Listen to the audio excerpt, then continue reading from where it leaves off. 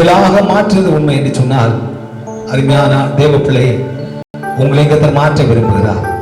உங்களை ஜீவித்தை கர்த்தர் மாற்ற விரும்புகிறார். உங்களை சுவாபத்தை கர்த்தர் மாற்ற விரும்புகிறார். ஜென்ம குணத்தை மாற்ற விரும்புகிறார். ஒரு குழந்தையின் உள்ளத்தை போல ஒரு பாவமறியாத களங்கம் இல்லாத ஒரு நல்ல இருதயம் உள்ளவர்களாய் உங்களையும் என்னை கர்த்தர் மாற்றுவதற்கு ஆண்டவர் விருப்பமுடையவராய் காணப்படுகிறார். தேவ பிள்ளையே, இந்த உலகத்திலே வாழ்வதான நாள் அற்பமான நாள். காலையிலே பூக்கிறதான பூவை போல, காலையிலே காணப்படுதான மேகத்தை போல காணப்படுதான ஒரு வாழ்க்கை உங்களுடைய என்னுடைய வாழ்க்கை. ஆனால் செலவிடும் நேரம் அது இன்பமான நேரம். அவரோடு கூட வாசம் பண்ணுதான நேரம் அது மதுரமான நேரம். ஹல்லேலூயா, ஹல்லேலூயா, ஹல்லேலூயா. எவ்வளவு நன்மை செய்திருக்கிறார் ஆண்டவர். உங்களை வாழ்க்கையில் எவ்வளவு அதிசயங்களை செய்திருக்கிறார். நீங்களும் நானும் இந்த உலகத்தில் வாழ வேண்டியவர்கள் அல்ல, என்றோடு அழிக்கப்பட வேண்டியவர்கள், என்றைக்கு போக வேண்டியவர்கள். ஆனால் கிருபையால் கர்த்தர் நம்மை ரட்சித்து அவருடைய வெளியேறப்பட்ட இரத்தத்தை நமக்காக சிதறினால் நம்மை மீட்டுக் கொண்டு அந்த நாளில உலகத்திலே ஆசீர்வாதமாய் கர்த்தர் வைத்திருக்கிறார். சந்தோஷமாய் கர்த்தரை ஆராதிக்கும்படியாய் கர்த்தர் வைத்திருக்கிறார்.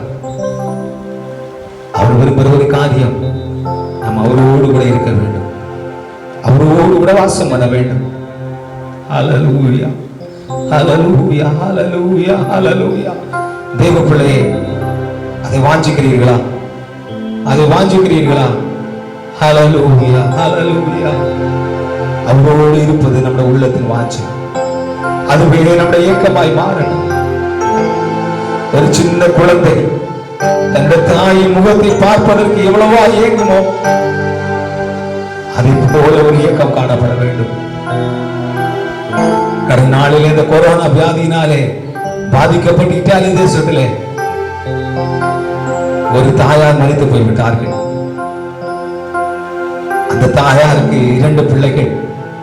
அந்த சின்ன பிள்ளையை பார்த்து மூத்த பிள்ளை சொல்லுது, அம்மா இதோ வானத்தில் இருக்கிறார்கள், இதோ ஆகாயத்தில் இருக்கிறார்கள் சொன்ன போது அந்த பிள்ளை வானத்தை நோக்கி பார்த்து நட்சத்திரங்களை பார்த்து அது கத்திக் கொண்டிருக்க, தேவ பிள்ளை எப்படி ஆகும் என்றால் தாயாருடைய முகத்தை பார்க்க வேண்டும். தேவ பிள்ளை ஆண்டுடைய முகத்தை நோக்கி பார்க்க வாஞ்சி இருக்கிறதா? ஆசை இருக்கிறதா? இந்த காலங்களில் ஆண்டவரை பார்த்து சொல்லுங்க, ஆண்டவரே உம்மோடு இருப்பதான எங்களை உள்ளத்தில் வாஞ்சி, உம்மோடு இருப்பதான எங்களை வாஞ்சி அப்பா, அதுவே எங்களை ஏக்கம் ஐயா. ஹல்லேலூயா. உம்மோடு இருப்பது உள்ளத்தின் வாஞ்சையை, உம் சித்தம் செய்வது இதயத்தின் ஏக்கமையா. உம்மோடு இருப்பது உள்ளத்தின் வாஞ்சையா, உம் சித்தம் செய்வது என் இதயத்தின் ஏக்கமையா. ஏசையா உம்மைத்தானே என் முன்னே நிறுத்தியுள்ளே. ஏசையா உம்மைத்தானே என் முன்னே நிறுத்தியுள்ளே. உம்மோடு இருப்பதுதான் என் உள்ளத்தின் வாஞ்சையா, உம் சித்தம் செய்வது இதயத்தின் ஏக்கமையா. உம்மோடு இருப்பது உள்ளத்தின்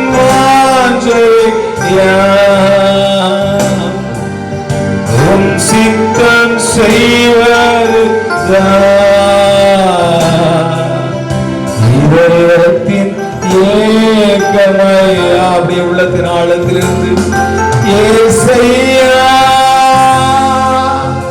உம்மைத்தானே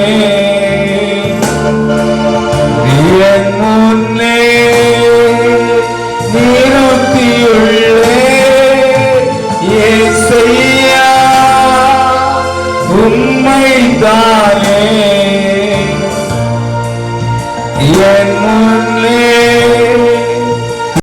நிறுத்தியுள்ளே. அருமையான கர்த்தருடைய ஜனமே, நம்முடைய கண்களுக்கு முன்பாக கர்த்தர் காணப்பட வேண்டும். இந்த வாழ்க்கையில் நம்ம கண்களை ஏறெடுத்து பார்க்கும்போது கர்த்தருடைய முகம் மட்டுமே பார்க்க வேண்டும். இந்த உலகம் எல்லாம் மாயை, இந்த உலகம் எல்லாம் அழிந்து போகிறது. இந்த உலகத்தினால் கிடைக்கதான் இன்பம் எல்லாம் நம்ம விட்டு பறந்து போய்விடும். கர்த்தரையே நம்முடைய ரட்சகராக கொண்டு, இயேசுவே நம்முடைய வாழ்க்கையை அடைக்கலமாய் கொண்டு, அவரே நம்முடைய வாழ்க்கையை நமக்கு முன்பாக வைத்து நாம் ஜீவித்துக் கொண்டிருப்போம் என்று சொன்னால், ஒரு நாளிலே ரட்சகராக இயேசு வரும்போது நம்முடைய கண்கள் அவரை சந்திப்பதற்கு ஆயத்தமாக இருக்கும். தேவன் சொல்வது, முதலாவது உயிர்த்தெழுதலிலே பங்கடைவர்கள் பாக்கியவான்கள் என்று சொல்லி, தேவ பிள்ளை இயேசு சீக்கிரமாய் வரப்போகிறார். ஆண்டவர் சீக்கிரமாய் வரப்போகிறார். அவரை சந்திக்க திருச்சபையை நீங்கள் ஆயத்தமாக இருக்கிறீர்களா? கர்த்தரையே உங்களுக்கு முன்பாக வைத்து, வலதுபுறமும் இடதுபுறமும் சாயாதபடி கண்களை கர்த்தர் மேல பதிய வைத்து இந்த வாழ்க்கையில முன்னேறி செல்வோம் என்று சொன்னால், தேவ பிள்ளை இந்த வாழ்க்கையில ஒரு நாள் நித்திய பேரானந்தத்தை பெற்றுக் கொள்ள முடியும். இந்த உலகத்திலே பேரின்பம் உண்டு. இந்த உலகத்தில் வாழ்க்கை முடிவடையும் போதும் பேரானந்தம் உண்டு. அந்த வாழ்க்கைக்கு கர்த்தர் உங்களை அழைக்கிறார். பரலோக பிதாவே, இந்த நல்ல காலை வெளிக்காய் ஸ்தோத்திரம். உங்களுடைய சமூகத்திலே கடந்து வந்து உம்மை ஆராதிப்பது, உம்மை பணிந்து கொள்வதும் எங்களை வாழ்க்கையில கத்த கிருபையாக கொடுத்திருக்கதான பெரிய ஈவாக இருக்கு. அப்படின்னா ஸ்தோத்திரம். உங்களுடைய பாதத்தில் நாங்கள் பணிந்து வணங்குகிறோம். எங்களை சாஷ்டாங்கமாக உங்களுடைய சமூகத்தில் சமர்ப்பிக்கிறோம். உங்களே எங்களுடைய கண்களுக்கு முன்பாக வைத்து நாங்கள் ஒவ்வொரு அடியும் எடுத்து வைக்கும்படியால், உமக்கும் எங்களுக்கும் இடையே ஒன்றுமே வராதபடி கர்த்தர் எங்களை பாதுகாத்துக் கொள்ளும்படியால் இந்த காலை நாங்கள் சபையாக நாங்கள் ஒருமித்து நாங்கள் சொல்லுகிறோம். வியாதிப்பட்டு பலகீனத்தோடு மன சமாதானமின்றி வேதனையோடு சஞ்சலத்தோடு காணப்படுகிற ஒவ்வொருடைய வேதனை கர்த்தரை மாற்றும்படியாக நாங்கள் சொல்லுகிறோம். நீ நல்ல மேய்ப்பராக இருந்து நடத்துவீராக. உங்களுடைய கிருபையின் பிரசனம் எங்களோடு கூட இருக்கட்டும். உங்களுடைய கிருபையின் சமாதானமும் எங்களை சூழ்ந்து கொள்ளும்படியாய் நாங்கள் சமூகத்தை தாழ்த்தி நாங்கள் ஜெபிக்கிறோம். ஜெபம் கேளும் எங்கள் நல்ல பிதாவே. ஆமென், ஆமென்.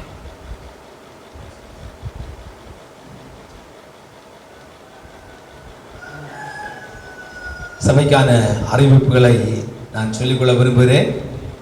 நம்முடைய சபையானது தற்போது ஒரு காரியமும் தங்கு தடையின்றி சிறப்பாக நடைபெற்றுக் கொண்டிருக்கிறது. ஒருவேளை ஆலயத்திலே வரவில்லை என்று சொன்னாலும், இன்றைக்கு நம்முடைய வீடுகளை எல்லாவற்றையும் நாம் ஜெப வீடுகளாக மாற்றி நம்முடைய வீடுகளிலே இணைந்து கர்த்தரை ஆராதித்துக் கொண்டிருக்கிறோம். பிள்ளைகளுக்கு வேதங்களை கற்றுக் கொடுத்து கொண்டிருக்கிறோம். கர்த்தர் விதமாக நம்முடைய சபையை இந்த கடினமான காலத்திலும் ஆண்டவர் நடத்தி கொண்டிருக்கிறார்.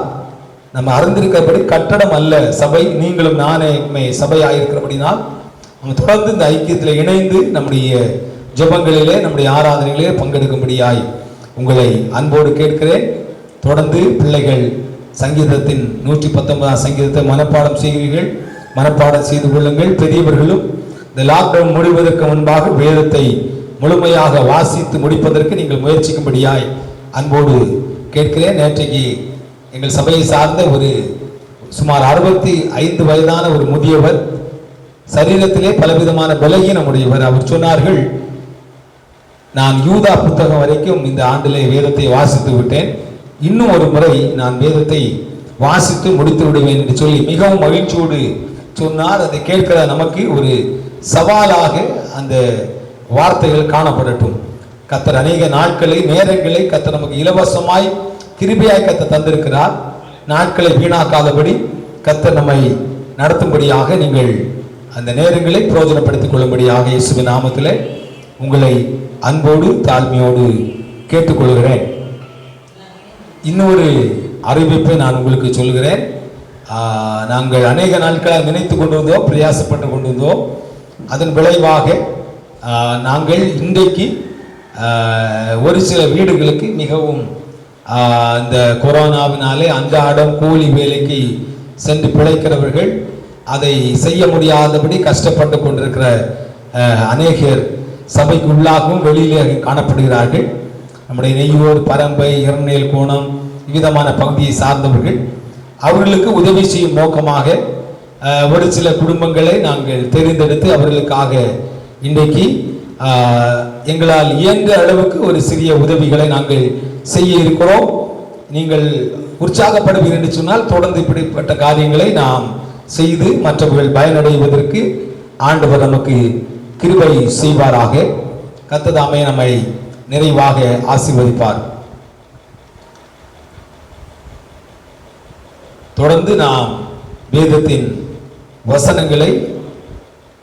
வசனத்தை நாம் கேட்க இருக்கிறோம், செய்தியை கேட்க இருக்கிறோம். அதற்கு முன்பாக வேதத்திலிருந்து ஒரு வசன பகுதியை நாம் வாசிக்க இருக்கிறோம். எல்லாரும் வேத புத்தகத்தை நீங்கள் திருப்பிக் கொள்ளும்படியாக அன்போடு கேட்கிறேன். உங்கள் வேத புத்தகத்தை நீங்கள் என்னோடு கூட சேர்ந்து திருப்பிக் கொள்ளும்படியாக அன்போடு கேட்க தம்பி சிபி வந்து வாசிப்பான். நீங்கள் சங்கீதங்களின் புஸ்தகம் 15ஆம் சங்கீதத்தை நீங்கள் எடுத்து எல்லாரும் சேர்ந்து வாசிக்க இருக்கிறோம். 15ஆம் சங்கீதத்தை நாம் வாசிக்கலாம்.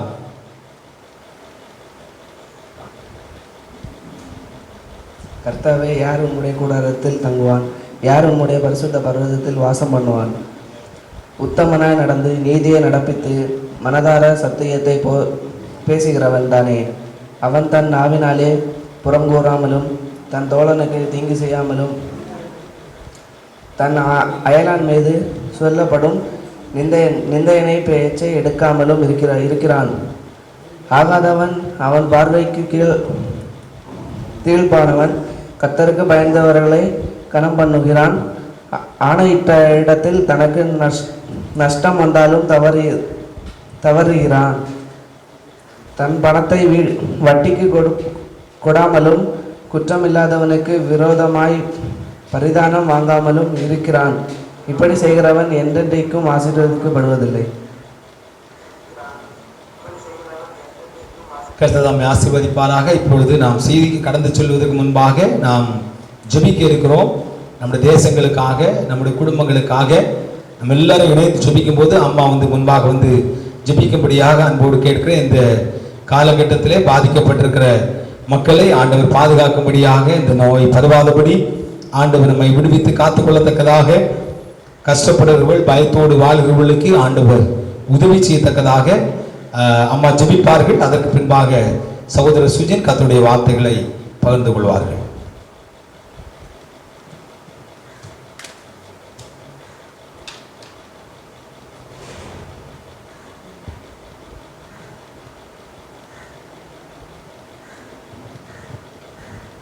ஸ்தோத்திரம் கர்த்தாவே, ஸ்தோத்திர பலியிடுகிறோம். என்னை மயப்படுத்துகிறான் என்று எழுதியிருக்கிற வசனத்தின்படி நாங்கள் உண்மை ஸ்தோத்திரிக்கிறோம். ஆண்டவரை உண்மை ஸ்தோத்திரிக்கிறேன். இந்த கால வேளைக்காக நாங்கள் உண்மை ஸ்தோத்திரிக்கிறோம். எங்களுக்கு ஆண்டவரை இந்த கால வேளையில் நம்முடைய சமூகத்தில் என்னென்ன காரியங்களுக்காக நாங்கள் கேட்கும்படி கடந்து வந்திருக்கிறோம் என்று நீர் அறிந்திருக்கிற கர்த்தாவே. ஆண்டவரே, தாவி ராஜாவுடைய காலத்தில் ஆண்டவரே, தாவி ராஜா பாவம் செய்த மாத்திரம், தப்பு செய்த மாத்திரத்தில் ஆண்டவரே அந்த தேசம் பூரா கொள்ளை நோயினால் பாதிக்கப்பட்டதை நாங்கள் வாசிக்கிறோம், அறிகிறோம், சிந்திக்கிறோம். ஆண்டவரே, இந்த நாட்களிலும் ஆண்டவரே யாரால் இடர்கள் வருகிறதோ அவர்களுக்கு ஐயோ என்று எழுதியிருக்கிற வசனத்தின்படி இந்த கால வேளையில் உடைய சமூகத்தில் ஜெபிக்கிறோம் கர்த்தாவே. இயேசுவின் நாமத்தில் ஆண்டவரே, இந்த தேசத்தில் படர்ந்திருக்கிற இந்த கொள்ள நோய் இயேசுவின் நாமத்தில் அகற்றி போட வேண்டும் என்று ஜெபிக்கிறேன் கர்த்தாவே. தேசம் வேற பரம்பி கொண்டிருக்கிற இந்த கொள்ள நோயோட கொடூர மாறிப்போக கிருபை செய்யும். தாவீது ராஜா தங்களை தாழ்த்தின மாத்திரத்தில் கர்த்தாவே ஆண்டவரே அந்த கொடிய நோயை கொடிய நோய் நீங்கி போனது போல எங்கள் தேசத்தில் இருக்கிற அந்த கொடிய நோய் நீங்கி போகும்படியாக கர்த்தர் உதவி செய்ய வேண்டும் என்று ஜெபிக்கிறேன் கர்த்தாவே. இந்த கொடிய நோய் நிமித்தம் கர்த்தாவே தேசத்துக்கு சமாதானம் இல்லை, வீடுகளுக்கு நிம்மதி இல்லை, பிள்ளைகளுக்கு வாழ்க்கையில் ஆண்டவருடைய வாழ்க்கையில் ஒரு சந்தோஷம் இல்லை. இப்படி நடந்து கொண்டு இருக்கிற இந்த கால வேளையில் என் ஆண்டவருடைய சந்தையில் கடந்து வருகிறோம் கர்த்தாவே. ஒவ்வொரு பிள்ளைகளையும் ஆசீர்வதிக்கணும்னு ஜெபிக்கிறேன். இந்த கோர நிமித்தம் கர்த்தாவே ஒருவருக்கும் சமாதானம் இல்லாமல் கர்த்தாவே உயிர்களை காப்பாற்றும்படியாக சுற்றி சுற்றி வேலை செய்து கொண்டு இருக்கிற ஊழியர்களையும் உடைய கரத்தில் வைக்கிறேன் கர்த்தாவே. போலீஸா இருந்தாலும் எனக்கு ஆண்டவரே அவர்களும் தன்னுடைய இருதயத்தை தன்னுடைய ஜீவனை தியாகம் பண்ணி மற்றவர்களாக பிரயோஜனப்பட்டு கொண்டு இருக்கிற ஊழியரை கர்த்தர் ஆசீர்வதிக்க வேண்டும் என்று ஜெபிக்கிறேன். இந்த சத்துருவாவிகள் இந்த சத்துருவான வியாதி அந்த பிள்ளைகளை தொடாதபடி பாதுகாத்துக் கொள்ள வேண்டும் என்று ஜெபிக்கிறேன். எங்கள் தேசத்தை உடைய கரத்தில் வைக்கிறேன் கர்த்தாவே. தாவீது ராஜா தன்னை தாழ்த்தின மாத்திரத்தில் அந்த தேசத்துக்கு சேமத்தை தந்தது போல சுகத்தை தந்தது போல ஆண்டவரே அந்த யூதனுடைய கை பட்டயம் கீழே தாழ்த்தப்பட்டது போல இந்த நாட்களிலே இந்த கோர காய்ச்சல் இயேசுவின் நாமத்தில் அகற்றப்பட கர்த்தாவே ஜெபிக்கிறோம். வீடுகளில் இருந்து ஜெபிக்கிற ஒவ்வொரு சபையின் மக்களையும் உடைய கரத்தில் வைக்கிறேன். கர்த்தர் தாமே ஆசீர்வதிக்க வேண்டும் ஜெபிக்கிறேன். ஜெபிக்கிற பிள்ளைகளுக்கு பலனையும் சுகத்தையும் கொடுக்க வேண்டும் ஜெபிக்கிறேன். வார்த்தைகளையும் வல்லமையையும் கொடுக்க வேண்டும் ஜெபிக்கிறேன். பஞ்சம் கஷ்டம் மாறி போக கர்த்தர் கிருபை செய்யும். எங்கள் குடும்பங்களுக்கு வேண்டிய கிருபையை சபையின் மக்களை ஆசீர்வதியும். சபையின் மக்களுக்கு இந்த பொல்லாத வியாதிகளுடைய துன்பத்தினால பயந்திருக்கிற மக்களுக்கு உதவி செய்ய வேண்டும் என்று ஜெபிக்கிறேன். இயேசுவின் நாமத்தில் ஆண்டவரே இயேசுவின் நாமத்தில் எங்கள் பிள்ளைகளையும் கர்த்தர் ஆசீர்வதிக்க வேண்டும் என்று ஜெபிக்கிறேன். எங்கள் சபையை ஆசீர்வதிக்க வேண்டும் என்று ஜெபிக்கிறேன். அப்படி நாமத்தை மயப்படுத்த வேண்டும் என்று ஜெபிக்கிறேன். ஆண்டவருடைய ஆசீர்வாதம் கிருபை கூட இருக்கட்டும். நல்ல நாமத்தை மயப்படுத்த எங்கள் ஜெபத்தை 1 30 60 100 பதினெட்டாயிரம் அப்படி நாமத்தை மயப்படுத்தும் இயேசு நாமத்தில்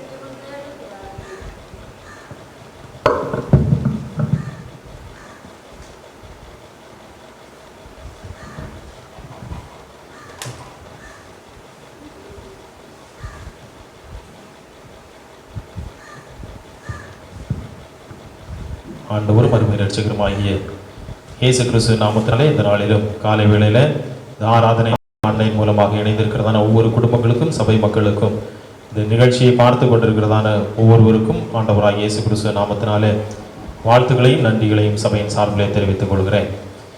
இன்றைய தினத்திலும் இந்த ஞாயிற்றுக்கிழமை ஆராதனையில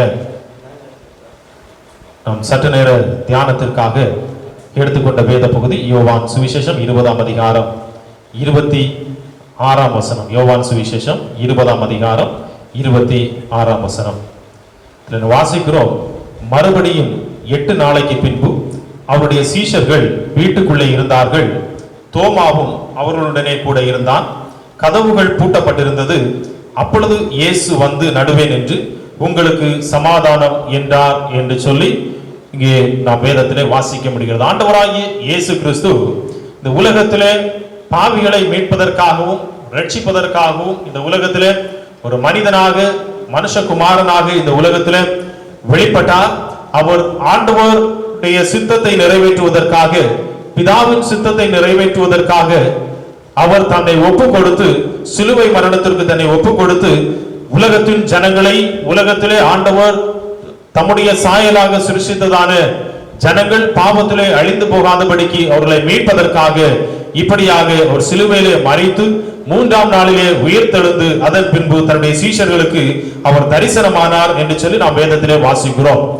வேதத்திலே நாம் வாசிக்கும் பொழுது ஆண்டவர் உலகத்தை மீட்பதற்காக மாத்திரமல்ல உலகத்திற்கு சமாதானத்தை உண்டு பண்ண வேண்டும், ஆண்டவர் தம்முடைய பிள்ளைகளுக்கு சமாதானத்தை கொடுக்க வேண்டும் என்று சொல்லி அந்த சமாதானத்தை கொடுப்பதற்காக தன்னை சிலுவை மரணத்திற்கு ஒப்பு கொடுத்தார் என்று சொல்லி வேதத்திலே நாம் வாசிக்க முடிகிறது. இங்கே நாம் பார்க்கும் பொழுது இயேசு வந்து நடுவே நின்று உங்களுக்கு சமாதானம் என்றார் என்று சொல்லி இங்கே சொல்லப்பட்டிருக்கிறது. பார்க்க ஆண்டவராகிய இயேசு கிறிஸ்து நமக்கு சமாதானத்தை தருகிறதான ஆண்டவராக காணப்படுகிறார். ஒரு சமாதானத்தின் பிரபுவாக சமாதானத்தை கொடுக்கிற தேவனாக அவர் காணப்படுகிறதை பார்க்கும். மற்ற எந்த தெய்வங்களை போல அல்ல.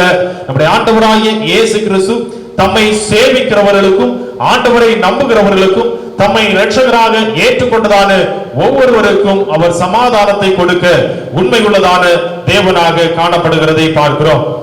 இந்த நாட்களிலே நாம் உலகத்திலே நாம் பார்க்கிறோம், எங்கு பார்த்தாலும் சமாதானத்திற்காக ஓடுகிறதான ஜனங்கள் அநேகம் காணப்படுகிறதை பார்க்க. நம்முடைய குடும்பங்களாக இருந்தாலும் சரி, நம்முடைய சமுதாயமாக இருந்தாலும் சரி, இந்த சமாதானமும் சந்தோஷமும் இல்லாமல் வாழ்கிறதான குடும்பங்களும் தனிநபர்களும் அநேகம் காணப்படுகிறதை பார்க்கிறோம். அநேக சொத்துகள், அநேக ஆஸ்திகளை வைத்திருக்கிறார்கள். ஆனால் தங்களுடைய வாழ்க்கையில சமாதானம் இல்லாதவர்களாக, எங்கே போனால் எங்களுக்கு ஒரு சமாதானம் கிடைக்கும், எங்கே போனால் எங்களுக்கு ஒரு நிம்மதியான வாழ்க்கை கிடைக்கும் என்று சொல்லி ஏங்குகிறதான ஜனங்கள் இன்றைக்கு உலகத்திலே அதிகமாக காணப்படுகிறதை நாம் பார்த்து கொண்டிருக்கிறோம்.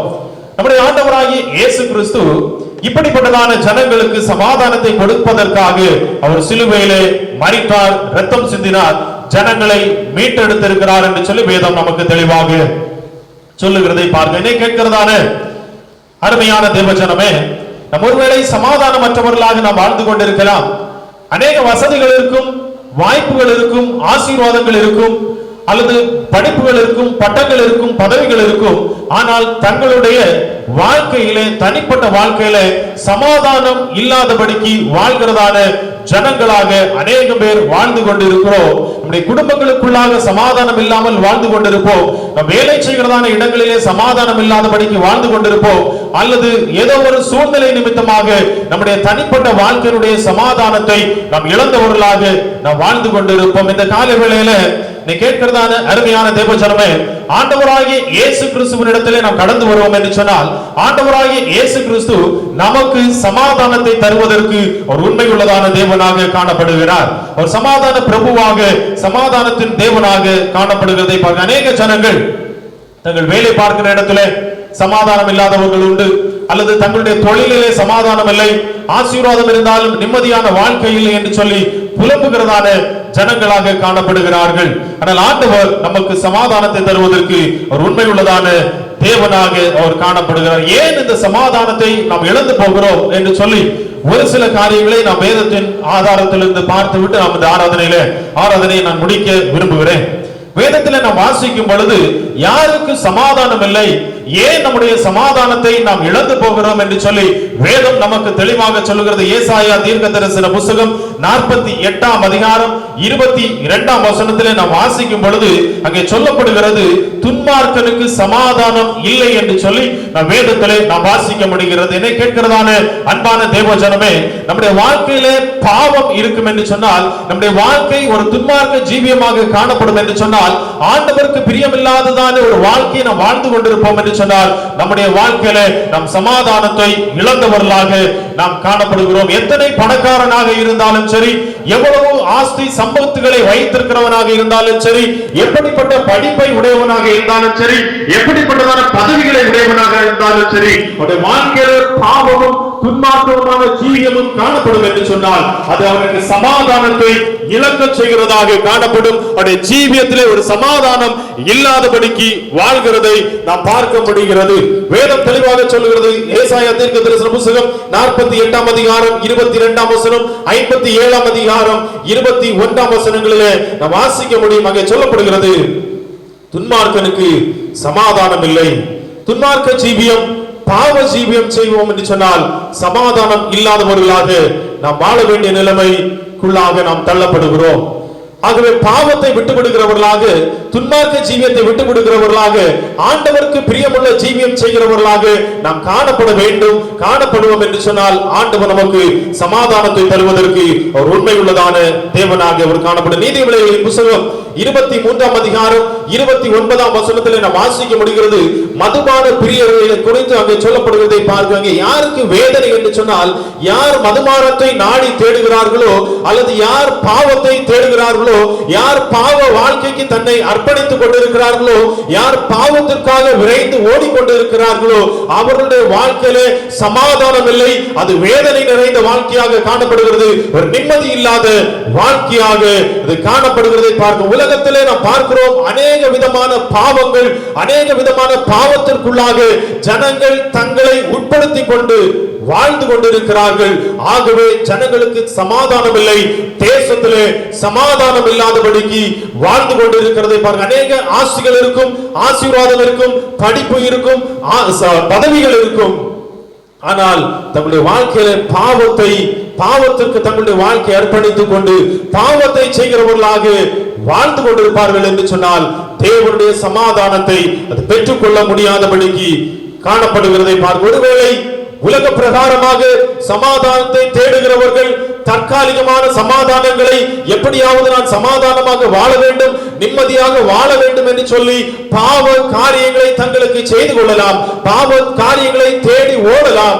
ஆனால் அதிலும் அந்த காரியங்களும் அவருடைய வாழ்க்கையை வேதனைக்குள்ளாக கொண்டு செல்லுகிறதை நாம் பார்க்க முடியும். அநேகரை பார்க்கிறோம், வாழ்க்கையில நிம்மதி இல்லை, அல்லது வீட்டுக்குள்ளாக பிரச்சனை, வீட்டிற்குள்ளாக என்னால் வாழ முடியவில்லை, அல்லது என்னுடைய வேலை ஸ்தலத்திலே என்னால் வேலை பார்க்க முடியவில்லை, அல்லது என்னுடைய வாழ்க்கையில ஆசீர்வாதம் இல்லை, கடன் பிரச்சனையிலே காணப்படுகிறேன், என்னுடைய வாழ்க்கையிலே நோயினாலே கஷ்டப்படுகிறேன் என்று சொல்லி அநேக விதமான சூழ்நிலைகளின் நிமித்தமாக நிம்மதியை இழந்து வாழ்வது நிமித்தமாக நான் எங்கே போனால் சமாதானம் கிடைக்கும், எங்கே போனால் ஒரு நிம்மதியான வாழ்க்கை கிடைக்கும் என்று சொல்லி பாவமான காரியங்களை செய்கிறதான ஜனங்களை மதுபானத்தை தேடுகிறார்கள், வேசித்தனத்தை தேடுகிறார்கள், அல்லது சினிமாவை தேடுகிறார்கள். இப்படி உலக பிரகாரமான அநேக பாவமான காரியங்களை தங்களுக்கு தேடிக் கொள்ளுகிறார்கள். ஏன் என்று கேட்டால் வாழ்க்கையில நிம்மதி இல்லை, சமாதானம் இல்லை. எங்கே போனால் சமாதானம் கிடைக்கும், அல்லது புண்ணிய ஸ்தலங்களுக்கு போனால் சமாதானம் கிடைக்குமா, அல்லது புண்ணிய ஸ்தலங்களுக்கு போனால் எனக்கு ஆசீர்வாதம் கிடைக்குமா என்று சொல்லி ஜனங்கள் ஓடிக்கொண்டிருக்கிறதை பார்க்க. வேதம் சொல்லுகிறது, ஒரு மனுஷன் பாவத்தை செய்வான் என்று சொன்னால், அல்லது பாவத்தை நோக்கி ஓடிக்கொண்டிருப்பான் என்று சொன்னால், பாவத்தை வாஞ்சிக்கிற மனுஷனாக காணப்படுவான் என்று சொன்னால் அவனுக்கு சமாதானம் இல்லை என்று சொல்லி வேதம் தெளிவாக சொல்லுகிறதை பார்க்க. இரண்டாவதாக வேதத்திலே நாம் வாசிக்க முடியும், ஆண்டவருடைய வார்த்தையையும் அவர் கொடுக்கிறதான ஆசீர்வாதத்தையும் ஏற்றுக்கொள்ள முடியவில்லை என்று சொன்னால் நம்முடைய வாழ்க்கையில சமாதானம் இல்லாதபடிக்கு நாம் வாழ வேண்டிய சூழ்நிலை காணப்படுகிறது. என்னை கேட்கிறதான அருமையான தேவஜனமே, முதலாவது சொன்னேன், பாவத்தையும் துன்மார்க்க ஜீவியத்தையும் விரும்புகிறவர்களுக்கு சமாதானம் இல்லை. ஒருவேளை ஆண்டவரை அறியாதவர்கள், ஆண்டவரை ஏற்றுக்கொள்ளாதவர்கள், ஆண்டவர் யார் என்று அறிந்து கொள்ள முடியாதவர்கள் இப்படிப்பட்டதான வாழ்க்கையிலே வாழ்ந்து கொண்டிருப்பார்கள். இப்படி பாவத்தை செய்து துன்மார்க்கமான ஜீவியத்தை செய்து பாவத்திலே வாழ்ந்து கொண்டிருப்பார்கள். 2 ராஜாக்களின் புத்தகம் 9ஆம் அதிகாரம் 22ஆம் வசனத்திலே வாசிக்கிறோம், வேசித்தனமும் பாவமும் இருக்கிறதான இடத்திலே சமாதானம் இல்லை என்று சொல்லி அங்கே தெளிவாக சொல்லப்படுகிறதை நாம் வேதத்திலே நாம் வாசிக்க முடியும். இப்படி ஆண்டவரை அறியாததான ஜனங்கள் ஒருவேளை சமாதானம் இல்லாதபடிக்கு, நிம்மதி இல்லாதபடிக்கு வாழ்ந்து கொண்டிருக்கலாம். ஆனால் ஆண்டவருடைய ரட்சிப்பை பெற்றுக் கொண்டவர்களாக ஆண்டவருடைய சமூகத்திலே கடந்து வருவார்கள் என்று சொன்னால், அந்த பாவத்திலிருந்து ஆண்டவர் தம்முடைய பிள்ளைகளை மீட்டு யார் யாரெல்லாம் ஆண்டவரை நம்பி ஆண்டவருடைய இரத்தத்தினாலே கழுவப்பட்டவர்களாக, ஆண்டவரை நம்புகிறவர்களாக அவரிடத்திலே சேருகிறார்களோ அவர்களுக்கு ஆண்டவர் சமாதானத்தை கொடுப்பதற்கு ஒரு உண்மையுள்ளதான தேவனாக அவர் காணப்படுகிறார். அவர் சமாதானத்தின் பிரபுவாக காணப்படுகிறார். இரண்டாவது சொன்னேன், ஆண்டவருடைய வார்த்தையும் அவர் கொடுக்கிறதான ஆசீர்வாதத்தையும் ஏற்றுக்கொள்ள முடியாதவர்கள் சமாதானம் இல்லாமல் வாழ்ந்து கொண்டிருக்கிறார்கள் என்று சொன்னேன். வேதத்திலே நாம் பார்க்கும் பொழுது, அல்லது நம் உலகத்திலே நாம் பார்க்கிறோம், அநேக கிறிஸ்தவர்களுக்கு சமாதானம் இல்லை, அநேக விசுவாசிகளுக்கு சமாதானம் இல்லை, அநேக ஊழியர்களுக்கு சமாதானம் இல்லை. ஏன் என்று சொன்னால் ஆண்டவருடைய வார்த்தையை ஏற்றுக்கொள்ள முடியவில்லை, ஆண்டவர் கொடுக்கிறதான ஆசீர்வாதத்தை ஏற்றுக்கொள்ள முடியாதவர்கள் சமாதானம் இல்லாமல் வாழ்ந்து கொண்டிருக்கிறார்கள். முதலாவது சொன்னேன், அது உலக மனுஷனுக்கு. இரண்டாவது காரியம், ஆண்டவரை ஏற்றுக்கொண்டவர்கள், ஆண்டவர் சமாதானத்தை கொடுக்கிறார் என்பதை விசுவாசிக்கிறவர்கள், ஆண்டவரை தொழுது கொள்ளுகிறதான குடும்பங்கள், ஆண்டவரை சேவிக்கிறதான குடும்பங்கள் சமாதானம் இல்லாதபடிக்கு வாழ்ந்து கொண்டிருக்கிறதை நாம் உலகத்திலே நாம் பார்க்க முடிகிறது. லூக்கா சுவிசேஷம் 18ஆம் அதிகாரம் 24ஆம் வசனத்திலே நமக்கு சொல்லப்படுகிற ஒரு காரியத்தை நாம் வாசிக்க முடியும். ஒரு வாலிபன் வந்து ஆண்டவரிடத்திலே, ஆண்டவராகிய இயேசு கிறிஸ்துவினிடத்திலே நித்திய ஜீவனை பெற்றுக் கொள்வதற்கு நான் என்ன செய்ய வேண்டும் என்று சொல்லி ஆண்டவராகிய இயேசு கிறிஸ்துவினிடத்திலே கேட்கிறதை நம் வேதத்திலே நாம் வாசிக்கிறோம். ஆண்டவர் சொல்கிறார், உனக்குள்ள எல்லாவற்றையும் நீ விற்று தரித்திரருக்கு கொடுக்க வேண்டும் என்று சொல்லி ஆண்டவர் சொல்லும் பொழுது, அந்த மனுஷன், அந்த வாலிபனுக்கு அதை செய்ய விருப்பம் இல்லை, அல்லது அந்த ஆசீர்வாதத்தை விட்டு கொடுக்க விருப்பம் இல்லை, அல்லது ஆண்டவருடைய வார்த்தைக்கு கீழ்ப்படுவதற்கு விருப்பம் இல்லாதபடினாலே அவன் வேதனையோடு கடந்து போனான் என்று சொல்லி நம் வேதத்திலே நாம் 18ஆம் அதிகாரம் 24ஆம் வசனம் சொல்கிறது, அவன் மிகுந்த துக்கம் அடைந்ததை இயேசு கண்டு, ஐஸ்வர்யம் உள்ளவர்கள் தேவனுடைய ராஜ்யத்தில் பிரவேசிப்பது எவ்வளவு அரிதாய் இருக்கிறது என்று அங்கே சொல்லுகிறதை பார்க்கிறோம். அங்கே அவன் மிகுந்த துக்கம் அடைந்ததை இயேசு கண்டார் என்று சொல்லி வேதத்திலே வாசி. ஏன் அவனுடைய சமாதானம் போய் அங்கே துக்கம் அவனுக்குள்ளாக கடந்து வந்தது என்று சொன்னால், ஆண்டவர் சொன்னதான காரியத்தை அவனால் ஏற்றுக்கொள்ள முடியவில்லை. அவன் ஆண்டவரை நம்பினான். ஆண்டவரிடத்தில் நித்திய ஜீவன் உண்டு என்று அவனுக்கு தெரியும். ஆண்டவர் சமாதானத்தை கொடுக்கிறவர் என்று தெரியும். ஆண்டவர் ஆசீர்வதிக்கிறவர் என்று தெரியும். எல்லாம் தெரிந்தும் நித்திய ஜீவனை கொடுப்பதற்கு வல்லமை உள்ள ஆண்டவர் இவர் என்று அறிந்து கொண்டு அவரிடத்தில் வந்து நான் என்ன செய்தால் இந்த நித்திய ஜீவனை நான் பெற்றுக்கொள்ள முடியும் என்று சொல்லி ஆண்டவரிடத்திலே கேட்கிறான். ஆனால் ஆண்டவர் சொன்னதான காரியத்தை அவனால் ஏற்றுக்கொள்ள முடியவில்லை. அவருடைய சமாதானம் அவனை விட்டு எடுபட்டு போய் மிகுந்த துக்கம் உள்ளவனாக அவன் கடந்து போனான் என்று சொல்லி வேதம் தெளிவாக சொல்கிறார். அன்பானவர்களே, ஆண்டவரை அறிந்திருக்கலாம், ஆண்டவரை ஆராதிக்கலாம், ஆனால் நம்முடைய வாழ்க்கையில சமாதானமான வாழ்க்கை இல்லை என்று சொன்னால், நம் ஆண்டவரை அறிந்திருக்கிறோம் அல்லது ஆண்டவரை விசுவாசிக்கிறோம் அல்லது நாங்கள் ரட்சிக்கப்பட்டிருக்கிறோம் என்று சொல்வதில் ஒரு அர்த்தமும் இல்லாமல் போய்விடும். ஏன் என்று சொன்னால், ஆண்டவரை நாம் விசுவாசிக்கிறோம் என்று சொன்னால், ஆண்டவர் எனக்காக சிலுவையிலே மரித்தார் என்பதை நாம் விசுவாசிக்கிறோம் என்று சொன்னால், அவர் சிலுவையிலே மரித்ததின் பலனான அந்த சமாதானத்தை ஆண்டவரிடத்திலிருந்து நாம் பெற்றுக்கொண்டவர்களாக நாம் காணப்பட வேண்டும். மாறாக நம்முடைய குடும்பத்திலே சமாதானம் இல்லை அல்லது என்னுடைய தனிப்பட்ட வாழ்க்கையிலே சமாதானம் இல்லை, நான் சந்தோஷமாக வாழ முடியவில்லை, எப்பொழுதும் இருதயத்திற்குள்ளாக ஒரு வேதனையோடு வாழ்ந்து கொண்டிருக்கிறேன். ஒருவேளை பிள்ளைகள் நிமித்தமாக அல்லது பெற்றோர்கள் நிமித்தமாக அல்லது உறவினர்கள் நிமித்தமாக அல்லது எந்த காரணம் இல்லாமல் நமக்கு நாமே வருத்தத்தையும் வேதனையும் சுமந்து கொண்டு நம்முடைய இருதயத்தை சமாதானம் இல்லாதபடிக்கு வைத்துக் கொண்டிருப்போம் என்று சொன்னால், நம் ஆண்டவரால் மீட்கப்பட்டதிலே அல்லது ஆண்டவரை ஆராதிப்பதிலே ஆண்டவரை சேவிப்பதிலே அர்த்தமில்லாததாக போய்விடுகிறதை பார்க்க வேதத்திலே நாம் வாசிக்கும் பொழுது வேதம் தெளிவாக சொல்லுகிறது, வேதத்தை மறக்கிறவன் அல்லது ஆண்டவருடைய வழிகளை விட்டு விலகுகிறவனுக்கு சமாதானம் இல்லாமல், ஆண்டவருடைய வார்த்தைக்கு கீழ்ப்படியாதவனுக்கு சமாதானம் இல்லாமல் இருக்கிறதை வேதம் நமக்கு தெளிவாக சொல்லுகிறதை பார்க்கிறது. ஐஸ்வர்யவான் ஆகிய இந்த வாலிபன் ஆண்டவருடைய வார்த்தைக்கு கீழ்ப்படிய மனமில்லாதபடினாலே மிகுந்த துக்கத்துடனே கடந்து போனான் என்று சொல்லி வேதத்திலே நாம் வாசிக்க கேட்கிறதான அருமையான தேவச்சனமே, அநேகர் ஆண்டவரை ஆராதித்தாலும் ஆண்டவருடைய வார்த்தைகளுக்கு முழுமையாக கீழ்ப்படிவதற்கு மனமில்லை. ஆண்டவருடைய வார்த்தைகளை விட்டு தூரமாக கடந்து செல்கிறோம். ஆகவே நம்முடைய வாழ்க்கையிலே சமாதானம் இல்லை. கிறிஸ்தவர்களாக வாழ்கிறோம், ஆவிக்குரியவர்களாக வாழ்கிறோம், ஆனால் ஆண்டவருடைய வார்த்தைகளை விட்டு தூரமாக செல்லும் பொழுது நம் சமாதானமற்றவர்களாக நாம் காணப்படுகிறோம். உலக பிரகாரமான கவலைகள் நமக்குள்ளாக காணப்படுகிறதுனால சமாதானமற்றவர்களாக காணப்படுகிறோம். ஆண்டவர் கொடுத்ததான ஆசீர்வாதத்திலே திருப்தி இல்லாமல் நாம் வாழும் பொழுது சமாதானம் இல்லாதவர்களாக நாம் காணப்படுகிறோம்.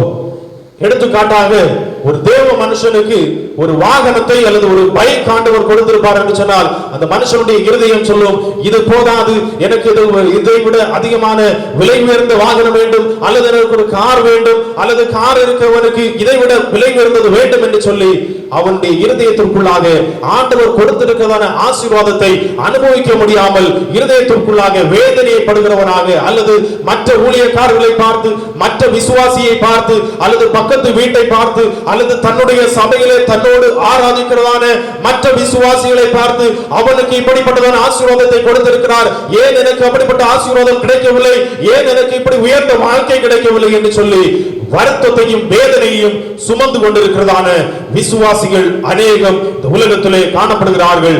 ஆண்டவரை ஆராதிக்கிறவர்களாகவும் காணப்படுகிறார்கள். இப்படி தன்னுடைய வேதனையை சுமந்து கொண்டு நடப்பதனாலே சமாதானமற்றவர்களாக காணப்படுகிறார்கள். அது மாத்திரமல்ல, ஆண்டவரிடத்திலே விண்ணப்பங்களை ஏறெடுக்காதபடிக்கு, ஆண்டவரிடத்திலே காரியங்களை வெளிப்படுத்தாதபடிக்கு, தன்னுடைய சுய இஷ்டத்தின்படியாக அநேக காரியங்களை செய்வது நிமித்தமாக ஜனங்கள் சமாதானத்தை இழந்து போகிறார்கள். ஆண்டவருடைய சித்தத்தை அறியாதபடிக்கு தங்களுக்கு சுயமாக தோன்றுகிறதான வழிகளிலே தனக்கு சுயமாக தோன்றுகிறதான காரியங்களை செய்வது நிமித்தமாக சமாதானத்தை இழந்து போகிறவர்களாக அவர்கள் காணப்படுகிறார்கள். ஆனால் தன்னால் முடியாது என்று அறியும் பொழுது ஆண்டவரிடத்தில் வந்து முறையிடுகிறார்கள், விண்ணப்பம் பண்ணுகிறார்கள். அப்படி அல்ல, ஆண்டவராகிய இயேசு கிறிஸ்துவினிடத்தில் அவருடைய சித்தத்தின்படியாக தேவ பிள்ளை ஒரு காரியத்தை செய்வான் என்று சொன்னால் அந்த காரியத்தில் வெற்றி உண்டு, அது சமாதானம் உள்ளதான வெற்றியாக காணப்படும். இல்லை என்று சொன்னால் உன் சமாதானத்தை இழக்க வேண்டியதான சூழ்நிலை காணப்படுகிறது. அதே போல ஆண்டவர் கொடுக்கிறதான ஆசீர்வாதத்தை ஏற்றுக்கொள்ள முடியாதபடிக்கு இந்த ஆசீர்வாதம் போதாது, அல்லது இப்படி அல்ல, எனக்கு இப்படிப்பட்டதான ஆசீர்வாதம் என்று வேண்டும் என்று சொல்லி ஆண்டவரிடத்திலே புலம்புகிறதான ஜனங்களை நான் பார்க்க முடிகிறது. புலம்பி புலம்பி புலம்பி தன்னுடைய வாழ்க்கையில சந்தோஷம் இல்லை, சமாதானம் இல்லாதபடிக்கு வாழ்கிறதான ஜனங்களை நான் பார்க்க முடிகிறது. அது மாத்திரமல்ல, ஆண்டவரை பார்ப்பதை விட்டுவிட்டு உலகத்தையும் உலக மனுஷர்களையும் நாடி தேடுகிறதான விசுவாசிகள் அநேகம் காணப்படுகிறது. இது நிமித்தமாக தங்களுடைய சமாதானத்தை இழந்து கொண்டிருக்கிறார். வேதம் சொல்கிறது, நான் ஆலோசனை கர்த்தராக நான் உனக்கு போதித்து நீ நடக்க வேண்டிய வழியை உனக்கு காட்டுவேன், உன்மேல் என் கண்ணை வைத்து உனக்கு ஆலோசனை சொல்லுவேன் என்று சொல்லி வேதம் நமக்கு தெளிவாக சொல்லி இருந்தும், வேதத்தை நாம் கற்றவர்களாக இருந்தோம், காரியங்களுக்கு நாம் ஆண்டவரை நோக்கி பார்க்காதபடிக்கு உலகத்தையும் உலக மனுஷர்களை நம்பி அல்லது உலகத்தின் காரியங்களை நம்பி நாம் போகிற பொழுது சமாதானத்தை நாம் இழந்து போகிறோம். அது மாத்திரமல்ல, வாழ்க்கையில எல்லாவற்றையும் நான் இப்படிதான் வாழ வேண்டும், இப்படிதான் இருக்க வேண்டும் என்று சொல்லி நமக்கு நாமே சில சட்ட திட்டங்களை வகுத்து கொண்டு வாழ்க்கை வாழ்வது நிமித்தமாக சமாதானத்தை இழந்து கொண்டிருக்கிறோம். வேதம் சொல்கிறபடி வாழாதபடிக்கு அல்லது மற்றவர்களோடு ஒரு மனதோடு வாழ தன்னுடைய இருதயத்தை பக்குவப்படுத்தாதபடிக்கு நான் இப்படிதான் வாழ்வேன், என்னுடைய வாழ்க்கை இப்படிதான் இருக்க வேண்டும், என்னுடைய காரியத்தை நான் இப்படிதான் செய்வேன் என்று சொல்லி தன்னோடு கூட பணியாற்றுகிறவர்களாக இருக்கலாம், தன்னுடைய குடும்ப அங்கத்தினர்களாக இருக்கலாம், அல்லது தன்னோடு கூட ஆராதிக்கிறதான சபை மக்களாக இருக்கலாம், ஜனங்களோடு ஒரு மனமாக ஒன்றி போக முடியாதபடிக்கு ஒரு வேறுபட்டதான காரியத்தை, வேறுபட்டதான இருதய கடினத்தை கொண்டு நாம் வாழ்ந்து கொண்டிருப்போம் என்று சொன்னால் நம்முடைய இருதயத்திற்குள்ளாக சமாதானத்தை நாம் பெற்றுக்கொள்ள முடியாது. இப்படி அநேக காரியங்களை நம்முடைய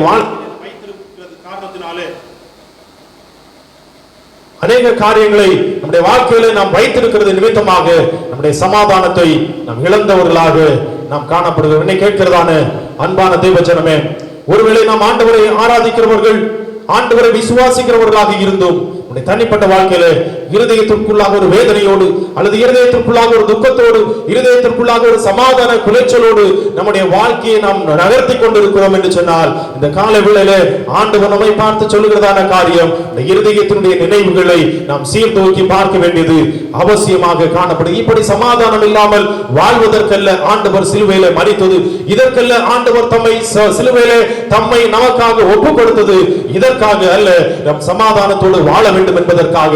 இந்த சமாதானத்தை சுதந்திரித்துக் கொள்ள முடியாதபடிக்கு நம்முடைய குணாதிசயங்கள், நம்முடைய இருதயத்தினுடைய கடினங்கள், நம்முடைய இருதயத்தினுடைய காரியங்கள் இருக்கும் என்று சொன்னால் அந்த காரியங்களை நாம் சீர்படுத்த வேண்டியது மிகவும் அவசியமாக காணப்படுகிறதை பாருங்க. அது மாத்திரமல்ல, ஆண்டவருடைய வார்த்தையிலே சந்தேகப்படுகிறவர்களாக நாம் காணப்படுகிறோம். ஆண்டவர் சொல்லி இருக்கிறார், ஆசீர்வாதத்தை தருவேன் என்று சொன்னதான ஆண்டவர் ஒரு ஆசீர்வாதத்தை தருவதற்கு உண்மையுள்ளதான தேவன். ஆனால் அநேக தேவ ஜனங்களுக்கு அதில் ஒரு பொறுமை இருக்காது. ஆண்டவர் சொன்னார், அது நடக்குமோ நடக்காதோ என்று சொல்லி உலக காரியங்களை தேடி ஓடுகிறார்கள், சமாதானத்தை இழந்து போகிறார்கள். இப்படிப்பட்டதான குணாதிசயங்கள் நம்முடைய வாழ்க்கையில காணப்படும் என்று சொன்னால், இப்படி ஆண்டவருடைய வார்த்தைக்கும் ஆண்டவர் கொடுக்கிறதான ஆசீர்வாதத்தை ஏற்றுக்கொள்வதற்கான தன்மையும் நம்முடைய இருதயத்தில் இல்லாமல், இன்னும் நான் ஆசீர்வதிக்கப்படவில்லை, இன்னும் நான் வாழ்க்கையில உயர்த்தப்படவில்லை, இன்னும் என்னுடைய ஆசீர்வாதம் போதாது, இன்னும் என்னுடைய வாழ்க்கையில கஷ்டங்கள், இன்னும் என்னுடைய வாழ்க்கையில நஷ்டம், நான் மற்றவர்களை போல அல்ல, மற்றவர்களை போல நான் ஆசீர்வதிக்கப்படவில்லை, மற்றவர்களை போல என்னால் வாழ முடியவில்லை, அல்லது என்னோடு கூட வாழ்கிற என்னுடைய குடும்ப அங்கத்தினர்களோடு, அல்லது என்னோடு கூட பணி செய்கிறதான என்னுடைய உடன் ஊழியர்களோடு, அல்லது என்னுடைய அதிகாரிகளோடு நான் இசைந்து வாழ முடியவில்லை. அநேக காரியங்கள் நிமித்தமாக அல்லது இருதய கடினத்தின் நிமித்தமாக நான் மற்றவர்களோடு இணைந்து வாழ முடியவில்லை.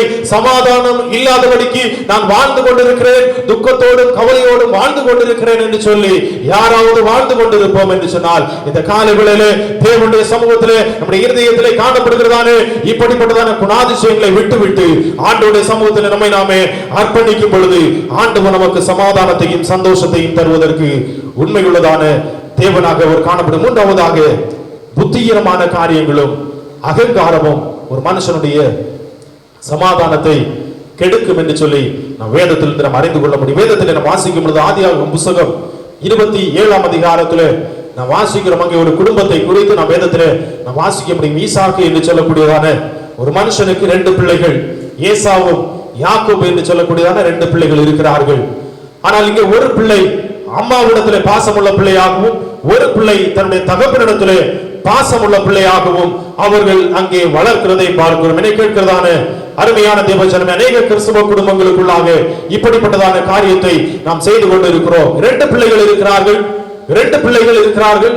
2 பிள்ளைகளில் ஒரு பிள்ளை அம்மாவுக்கு பாசமுள்ளவன், இன்னொரு பிள்ளை அப்பாவுக்கு பாசமுள்ளவன் என்று சொல்லி 2 விதமான வாழ்க்கை அந்த வீட்டிற்குள்ளாக காணப்படுகிறதை பாருங்கள். கடைசியில நாம் பார்க்கும் பொழுது அந்த மனுஷன், அந்த தகப்பன் ஏசாவை அல்லது மூத்த மகனை ஆசீர்வதிக்க ஆசைப்படுகிறான். அந்த தாய் அந்த ஆசீர்வாதத்தை எப்படியாவது தட்டி பறித்து தன்னுடைய இளைய பிள்ளைக்கு கொடுக்க வேண்டும் என்று சொல்லி விரும்புகிறான்.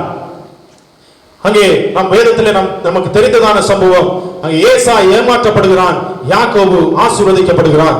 தன்னுடைய தகப்பனை ஏமாற்றி தாயினுடைய தந்திரமான புத்தி நிமித்தமாக அந்த யாக்கோபு தகப்பனுடைய ஆசீர்வாதத்தை பெற்றுக் கொள்கிறான். கடைசியில் நாம் வேதத்தில் நாம் வாசிக்கும் பொழுது, கடைசி பகுதியிலே நாம் வாசிக்கும் பொழுது, ஏசா அந்த யாக்கோபை கொலை செய்ய வேண்டும் என்று சொல்லி அவன் அங்கே எத்தனம் பண்ணுகிறதை நாம் வேதத்தில் நாம் வாசிக்க முடியும். அழகாக ஒரு தகப்பனும் ஒரு தாயும் 2 பிள்ளைகளும் இருந்ததான குடும்பம்.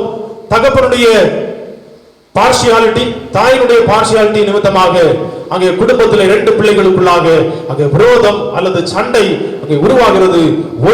ஒருவனை அழிக்க வேண்டும் என்று சொல்லி அங்கே முயற்சிக்கிறதை நாம் அங்கே வாசிக்க முடிகிறது. இதன் விதமாக யாக்கோபு தன்னுடைய தகப்பனுடைய வீட்டை விட்டு அவன் ஓடி செல்கிறான். தொடர்ந்து நாம் வாசிக்கும் பொழுது அநேக காரியங்களை நாம் வேதத்திலே நாம் வாசிக்க முடிகிறது. ஆனாலும் இந்த குடும்பத்திலே சமாதான கேடுக்கு அல்லது அண்ணன் தம்பிக்கு இடையேயான பிரச்சனைக்கு காரணமாக இருந்தது அந்த பெற்றோருடைய புத்தியினமும் அந்த தாயினுடைய அகங்காரமுமாக அங்கே காணப்படுகிறது. தன்னுடைய தாய் அவள் புத்தியினமாக நடந்தது மாத்திரமல்ல, அவள் எப்படியாவது தன்னுடைய இளைய மகனை ஆசீர்வாதத்திற்குள்ளாக கொண்டு வர வேண்டும், மூத்த மகன் எப்படி போனாலும் பரவாயில்லை என்று சொல்லக்கூடியதான அந்த அகங்காரம் உள்ளதான இருதயமும் அவளுக்கு இருந்தபடியினாலே இப்படிப்பட்டதான சமாதான கேடு அந்த குடும்பத்திற்குள்ளாக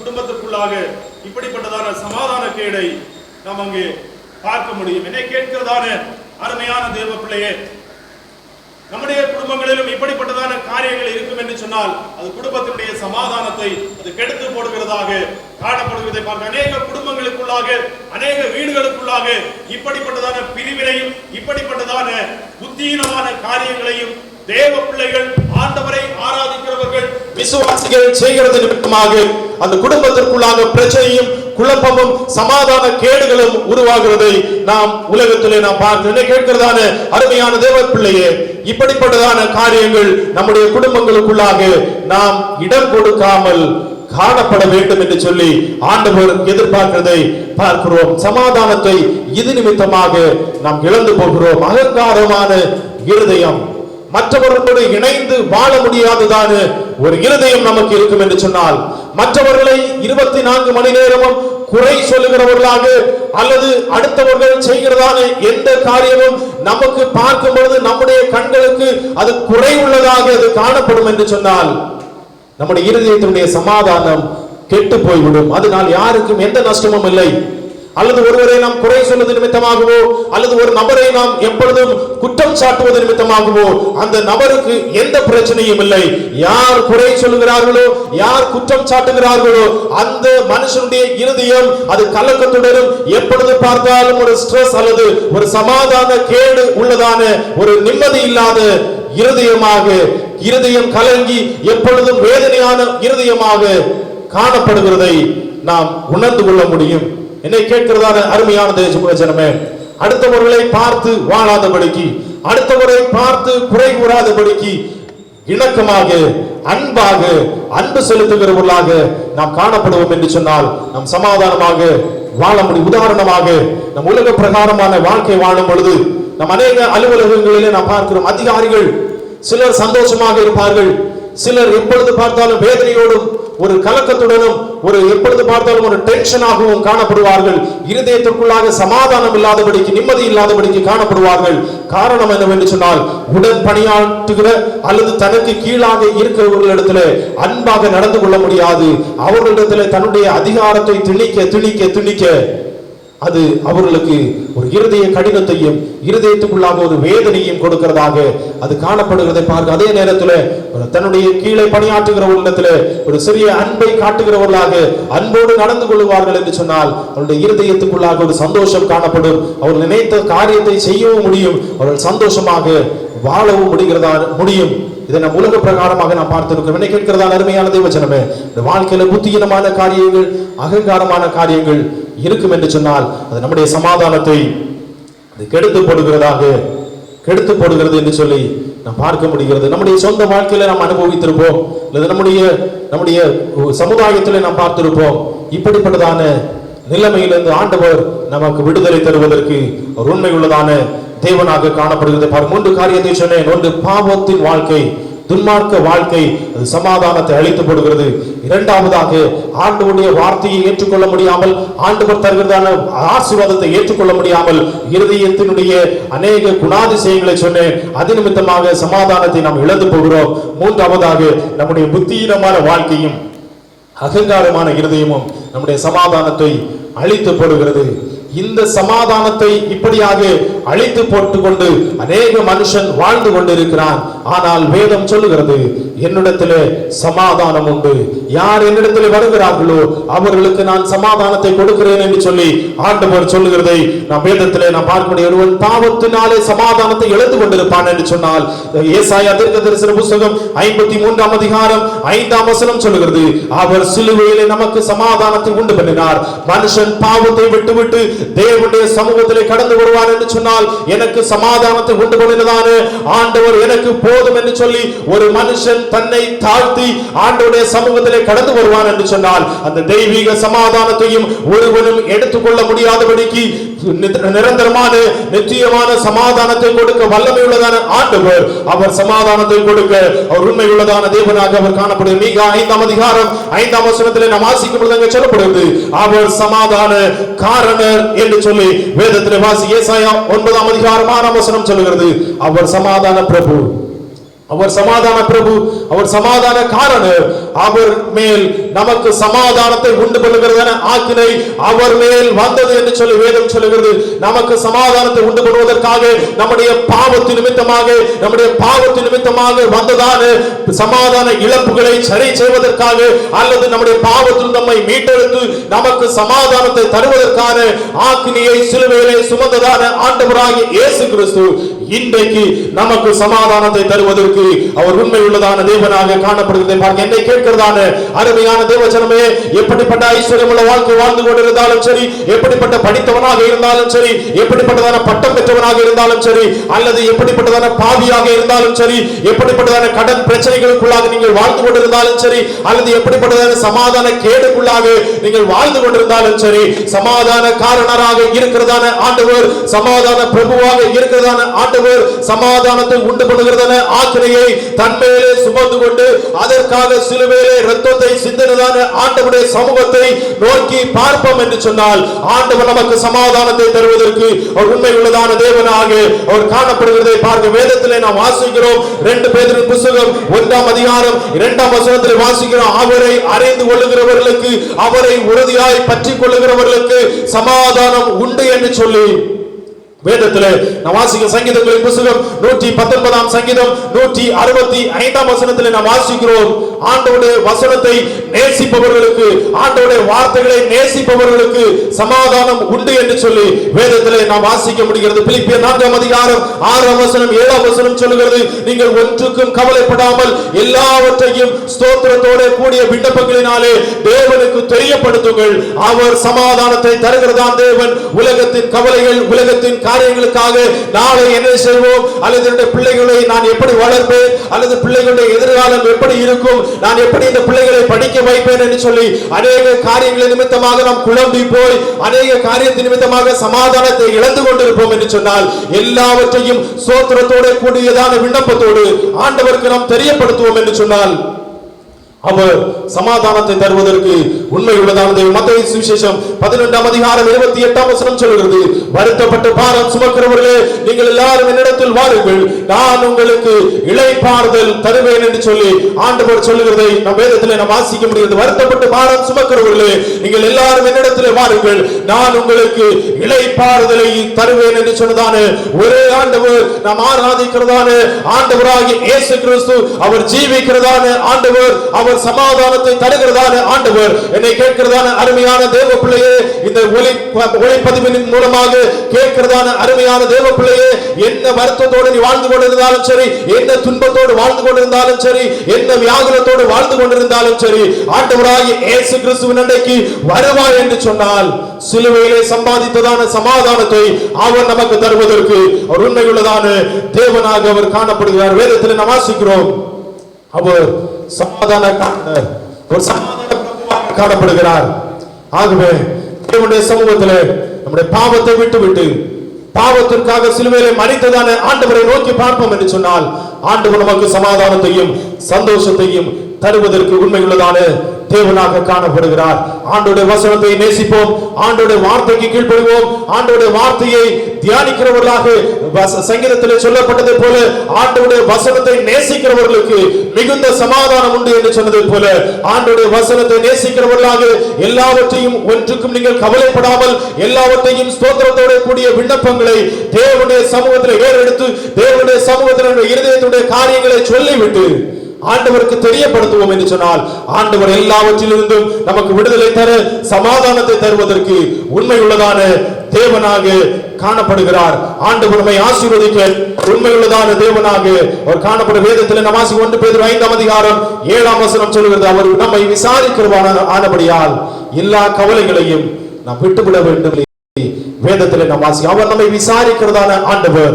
ஒரு தேவ மனுஷன் அல்லது ஒரு மனுஷன் ஆண்டவருடைய சமூகத்தில் தன்னை தாழ்த்தி ஆண்டவரை நம்பி ஆண்டவருடைய சமூகத்தில் கடந்து வருவான் என்று சொன்னால், சிலுவையை நோக்கி பார்ப்பான் என்று சொன்னால், அவன் நம்மை விசாரிக்கிறவராக இருந்து நம்முடைய கவலைகள் எல்லாவற்றையும் போக்கி நமக்கு சந்தோஷத்தை தருவதற்கு ஒரு உண்மை உள்ளதான தேவன். இதோ என் உள்ளங்கையில் வரைந்திருக்கிறேன் என்று சொன்னதான ஆண்டவர் நம்முடைய எல்லா காரியங்களையும் அவர் அறிந்திருக்கிறார். எல்லாவற்றையும் ஸ்தோத்திரத்தோடு கூடிய விண்ணப்பங்களினாலே ஜெபத்தினாலே ஒன்றுக்கும் நாம் கவலைப்படாமல் ஆண்டவருக்கு நாம் தெரியப்படுத்துகிறவர்களாக காணப்படுவோம். ஆண்டவர் நமக்கு சமாதானத்தையும் சந்தோஷத்தையும் தந்து ஆசீர்வதிக்கிற சமாதான பிரபுவாக சமாதான காரணராக சிலுவையிலே நமக்காக இரத்தம் சிந்தி சமாதானத்தை உண்டு பண்ணுகிறதான ஆக்கினையை சிலுவையிலே சுமந்ததான ஆண்டவர் நமக்கு சமாதானத்தையும் சந்தோஷத்தையும் தந்து வாழ்க்கையில ஆசீர்வாதத்தையும் சந்தோஷத்தையும் தருவாராக. கர்த்தர் தாமே ஆசீர்வதிப்பாராக. ஆமென். நல்ல ஒரு தேவனுடைய வார்த்தைகளை கேட்க கர்த்தர் நமக்கு கிருபை செய்தார். இன்றைக்கு உலகத்திலே சமாதானம் இல்லாமல் வாழ்ந்து கொண்டிருக்க அந்த காலகட்டத்தில் தெய்வீக சமாதானத்தை கர்த்தர் நமக்கு தந்திருக்கிறார். அப்படி எல்லாரும் ஒரு நிமிஷம் கர்த்தருடைய சமூகத்தில் நம்மை நாமே ஒப்பு கொடுத்தவர்களாக அவர் நம்மோடு கூட இருக்கிறபடினால் நமக்கு சமாதானம் உண்டு. அவர் நம்மை விசாரிக்கிறவரானபடினால் நமக்கு சமாதானம் உண்டு. ஹல்லேலூயா. இயேசு நீங்க இருக்கையில நாங்க சோர்ந்து போவதில்லை. இயேசு நீங்க இருக்கையில நாங்க சோர்ந்து போவதில்லை. ஹல்லேலூயா, ஹல்லேலூயா, ஹல்லேலூயா. உம்மை நாங்கள் ஸ்தோத்திரிக்கிறோம் கர்த்தாவே, உம்மை ஸ்தோத்திரிக்கிறோம் ஆண்டவரே, ஸ்தோத்திரிக்கிறோம் ஆண்டவரே. உம்மை நாங்கள் துதிக்கிறோம் கர்த்தாவே, ஸ்தோத்திரிக்கிறோம் அப்பா, ஸ்தோத்திரிக்கிறோம் ஆண்டவரே. ஹல்லேலூயா, ஹல்லேலூயா, ஹல்லேலூயா. அவர் நமக்கு சமாதானத்தை உண்டு பண்ணதான ஆக்கினையை அவர் நமக்கு ஏற்றுக்கொண்டபடினாலே பாவத்திலே வாழ்ந்து கொண்டிருந்த நமக்கு, சாபத்திலே வாழ்ந்து கொண்ட நமக்கு, புத்தீனமாய் நடந்து கொண்டிருந்த நம்முடைய வாழ்க்கையில ஆண்டவர் சமாதானத்தை தருவதற்கு ஆண்டவர் போதுமானவராக இருக்கிறார். இந்த கால வேளையில ஒருவேளை வாழ்க்கையில சமாதானம் இன்றி இந்த சத்தத்தை நீங்கள் கேட்டுக்கொண்டிருக்கீர்களோ, வியாதியினால் ஒருவேளை சமாதானம் இல்லையோ, குடும்ப சூழ்நிலை நிமித்தமாய் சமாதானம் இல்லையோ, இந்த கால வேளையில நீங்கள் சேர்ந்து ஆண்டவருடைய சமூகத்துல ஆண்டவர் நோக்கி பாடி கர்த்தரை துதிக்கும் போது தெய்வீக சமாதானம் இந்த காலையில் உங்களுடைய வாழ்க்கையில நிரப்புவதற்கு போதுமானதா இருக்கிறது. ஹல்லேலூயா.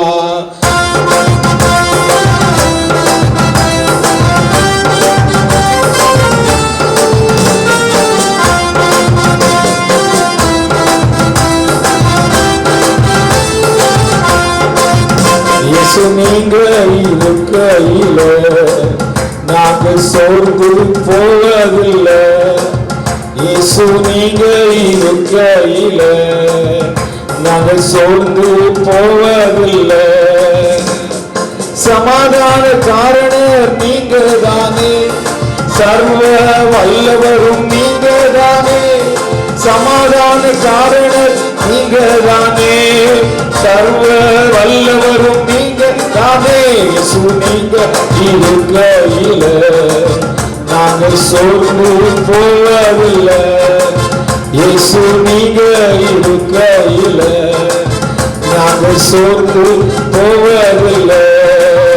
நீங்க எல்லாமே பார்த்து கொள்வீங்க, நீங்க எல்லாமே பார்த்து கொள்வீங்க, நீங்க எல்லாமே பார்த்து கொள்வீங்க, நீங்க எல்லாமே பார்த்து கொள்வீங்க. ஹல்லேலூயா ஹல்லேலூயா. நீங்க தீர்க்கதரிசி புஸ்தகத்துல வாசிக்கிறோம், அவரே சமாதானத்துக்கு காரணர். இந்த காலை வேளையில் சமாதானம் தவிக்கிறாயோ, பாவத்தினாலே சமாதானம் இல்லையோ, இந்த துன்மார்க்க ஜீவத்தினாலே சமாதானம் இல்லையோ, ஆண்டவருடைய வார்த்தையை ஏற்றுக்கொள்ள முடியாமல் வாழ்ந்தபடினால் சமாதானம் இல்லையோ, புத்தியினமான காரியங்களை செய்கிறபடினால் சமாதானம் இல்லையோ, இந்த காலை வேளையில் சமாதானம் தருகிற இயேசுவை நோக்கி பார். சமாதானம் தருகிற இயேசுவை நோக்கி பாருங்கள். சிலுவையினால் சமாதானத்தை உண்டு பண்ணினார், சமாதானத்தை உண்டு பண்ணும் ஆக்கினை ஏற்றுக்கொண்டார். அந்த ஆண்டவருடைய வாழ்க்கையில சொந்த ரட்சகராக ஏற்றுக்கொள்ளும் என்று சொன்னால், எப்போது கர்த்தரை நமக்கு முன்பாக வைத்து போவோம் என்று சொன்னால், தெய்வீக சமாதானத்தையும் தெய்வீக சந்தோஷத்தையும் ஆண்டவர் உங்களுடைய வாழ்க்கையில் தருவதற்கு போதுமானவராக இருக்கிறார். உங்களுடைய அலுவலகத்துக்குள்ளாய் சமாதானம், உங்கள் வீடுகளுக்குள்ளாய் சமாதானம், உங்களுடைய வாழ்க்கையில சமாதானம் தருவதற்கு ஆண்டவர் போதுமானவராக இருக்கிறார். இருக்கிறான இடங்களில் ஒருவேளை உங்களுடைய வாழ்க்கையில் சமாதான குறைவோடு காணப்படும் என்று சொன்னால், கைகளை உயர்த்தி இயேசுவைகளை உள்ளத்தில் வாரும். நீர் எங்களை வாழ்க்கையில சமாதானத்தை கொடுக்கிறோம் என்பதை நாங்கள் இன்றைக்கு கண்டுகொண்ட தாவே, நான் வசனத்தை கீழ்ப்படிந்து சமாதான காரணராகி கர்த்தர்களை வாழ்க்கையில வாசம் பண்ண ஒப்பு கொடுக்கும்படியாக எங்களை தாழ்த்தி தருகிறோம். தேவன் நிறைவாக ஆசீர்வதிக்க போதுமானவராக இருக்கிறேன். உலகம் கொடுக்க முடியாத, உலகம் எடுக்க முடியாத சமாதானத்தை நீர் எங்களை வைத்து போயிருக்கிறேன். அதை பெற்று அனுபவித்து மகிழ்ச்சியோடு வாழ கர்த்தர் கிருபை செய்யபடினால் ஸ்தோத்திரம். கர்த்தர் ஆசீர்வதிப்பீராக. இந்த வாரங்களிலே பிறந்த நாள் கொண்டாடுகளுக்காக, திருமண நாட்களை கொண்டாடுகளுக்காக நாங்கள் சொல்லிக்கிறோம். கர்த்தர் ஒவ்வொருவரையும், கர்த்தர் குடும்பங்களையும் கர்த்தர் ஆசீர்வதியும். வியாதியோடு பலவீனத்தோடு இந்த கொரோனா வியாதி ஒருவேளை எங்களை தாக்கி விடுமா என்று சொல்லி பயத்தோடு திகிலோடு வாழ்கிறவர்கள் இருப்பார் என்று சொன்னால், தேவனுடைய பயத்தை திகிலிக்கத்தை மாற்றி ஆனந்த சந்தோஷத்தினாலே கர்த்தர் ஓடு நினைக்கும் நாங்கள் சொல்லிக்கிறோம். எல்லாவற்றையும் மேலா கிறிஸ்து இயேசுவினால் உண்டாகும் சமாதானம் ஒவ்வொரு உள்ளங்களையும் இல்லங்களையும் ஆட்கொள்ளும்படி நாங்கள் சொல்லிக்கிறோம். வசனத்தை பேசி நம்முடைய மகனை கர்த்தர் ஆசீர்வதியும். ஆயிரம் ஜனங்களுக்கு பிரயோஜனப்படுத்தும் நாங்கள் சொல்லிக்கிறோம். இந்த குடும்பத்தை கர்த்தர் ஆசீர்வதியும். இந்த நாட்களில் அவருடைய வாழ்க்கையில திருமண நாளை கொண்டாடுகிற இந்த நாட்களில் கர்த்தர் ஒரு நிறைவான ஆசீர்வாதம் இந்த வாழ்க்கையில குடும்பத்திலே நிறைவாய் காணப்பட கர்த்தர் கிருபை செய்கிறார். தேவனுடைய வல்லமை உள்ள கருத்திலே தாழ்த்தி தருவோம். இந்த ஆராதனை ஒளிபரப்ப உதவி செய்த ஒவ்வொரு தம்பிமாருக்காய் ஸ்தோத்திரம். இசைக்கருவி வாசித்த தம்பிக்காய் ஸ்தோத்திரம். கர்த்தர் ஒவ்வொருவரையும் ஆசீர்வதி. சத்தத்தை இடையத்திலே கேட்டுக்கொண்ட ஒவ்வொருவரையும் கர்த்தர் ஆசீர்வதிப்பீராக. இந்த பாதத்தில் நாங்கள் தாழ்த்தி தருகிறோம். தேவனங்களோடு கூட இந்த வாரம் முழுவதும் கர்த்தருடைய பாதுகாப்புகளோடு கூட இருக்கும். எங்கள் தேசத்து மேலே, எங்கள் ஊர் ஜனங்கள் மேலே கர்த்தருடைய பாதுகாப்பு கூட இருக்கட்டும். ஆங்காங்கே பல தேசங்களிலே பல மாநிலங்களிலே வசிக்கிற எங்கள் அன்பானவர்களுக்காக, எங்கள் சபையின் ஜனங்களுக்காக நாங்கள் ஜெபிக்கிறோம். ஒவ்வொரு கர்த்தர் கூட இருக்கிறாங்க. பலகீனமாக இருக்கிற பிள்ளைகளை கர்த்தர் பலப்படுத்துவீராக. தொடர்ந்து கர்த்தர் ஆசீர்வதியும். இயேசுவின் நாமத்தில் ஜெபிக்கிற நல்ல பிதாவே, ஆமென். என் ஆத்துமாவே கர்த்தரை ஸ்தோத்திரி, என் முழுவதும் பரிசுத்த நாமத்தை ஸ்தோத்திரி. என் ஆத்துமாவே செய்த சகல உபகாரங்களை மறவாதே. ஆமென். நம்முடைய கர்த்தர் ரட்சகருமாய் இருக்கிற இயேசு கிறிஸ்துவின் கிருபையும் பிதாவாகிய தேவனுடைய அன்பும் பரிசுத்த ஆவியானவருடைய ஐக்கியமும் சிநேகமும் சந்தோஷமும் சமாதானமும் வசனத்தை கேட்ட நம் ஒவ்வொருவரோடும் இன்னும் சதா நாட்களில் தங்கியிருப்பதாக. ஆமென் ஆமென். ஹல்லேலூயா. கர்த்தர் உங்களை ஆசீர்வதிப்பாராக. ஆமென்.